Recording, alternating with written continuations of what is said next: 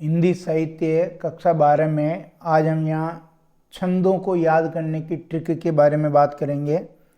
8 छंद आपके लगा रखे हैं। पहला है गीतिका, हरिगीतिका, छप्पय, कुंडलियाँ, द्रुत विलंबित, वंशस्थ, सवैया और कवित।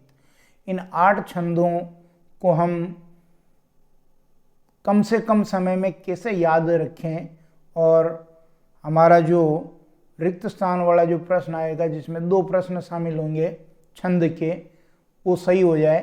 तो देखिए, सबसे पहले गीतिका छंद, ये सममात्रिक छंद है, मतलब 4 चरण होते हैं और 4 चरण होते हैं तो इसमें चारों चरणों में समान मात्रा होती है, यानी प्रत्येक चरण में 26 मात्रा होती है, जिसमें 14-12 पर यति होती है, ये गीतिका।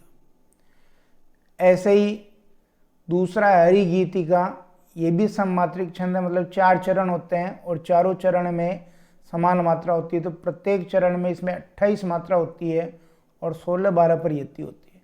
मतलब गीतिका के पहले प्रारंभ में यदि हम 2 मात्रा जोड़ दें तो 16 हो जाएगी, हरि गीतिका बन जाएगा वो। इसी प्रकार छप्पय, देखिए तीसरा छंद है छप्पय, ये भी मात्रिक छंद है, ये विषम मात्रिक छंद है क्योंकि ये 2 छंदों के मेल से बनता है। इसमें 6 चरण होते हैं, जिसमें 4 चरण रोला छंद के। तो पहला जो छंद आया वो रोला, जिसमें 24 मात्रा होती है, 11-13 पर यति होती है, और 2 चरण होते हैं उल्लाला के। तो दूसरा छंद आया उल्लाला, इसमें 28 मात्रा होती है, 15-13 पर यति होती है।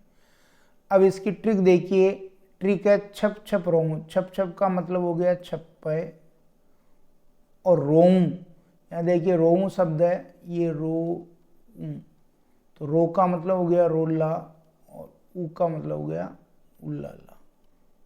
तो अगर आप ये ट्रिक याद कर लेते हैं कि छप छप रोमू यानी छप्पय में रोमू, रोला और उल्लाला 2 छंदों के मेल से बनता है, जिसमें पहला रोला और दूसरा उल्लाला।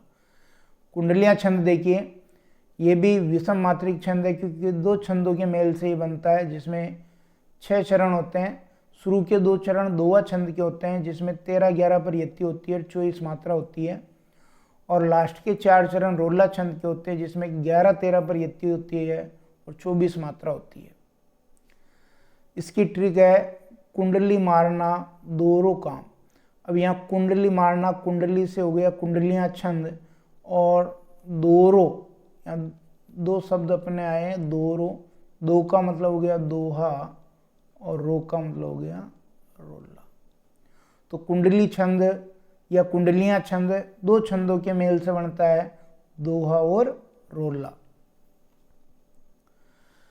अब यहाँ से आ जाता है अपने वर्णिक छंद, द्रुत विलंबित। ये वर्णिक छंद है, चारों चरण में समान वर्ण होते हैं और प्रत्येक चरण में 12 वर्ण होते हैं, लेकिन ये गण व्यवस्था से बंधा होता है। जो 3 वर्णों का समूह गण कहलाता है, ये तो आपको ध्यान होगा।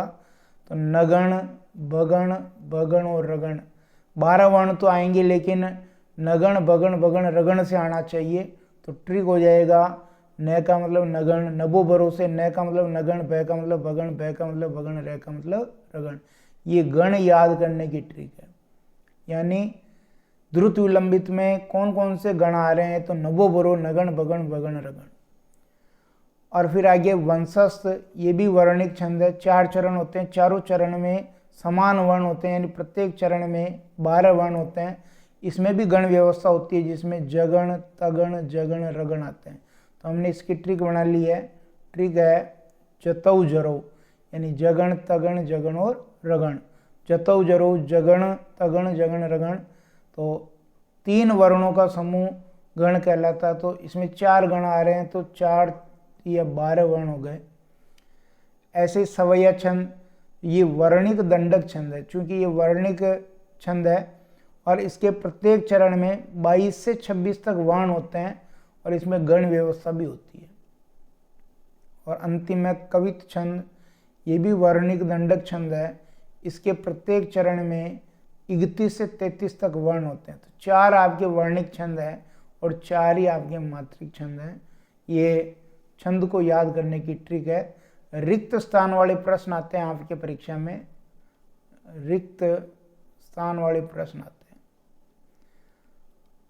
और अगर आप इनको अच्छी तरह याद करते हैं तो आपके रिक्त स्थान वाला प्रश्न गलत नहीं जाएगा, छंद के 2 नंबर के प्रश्न आपके सही हो जाएंगे।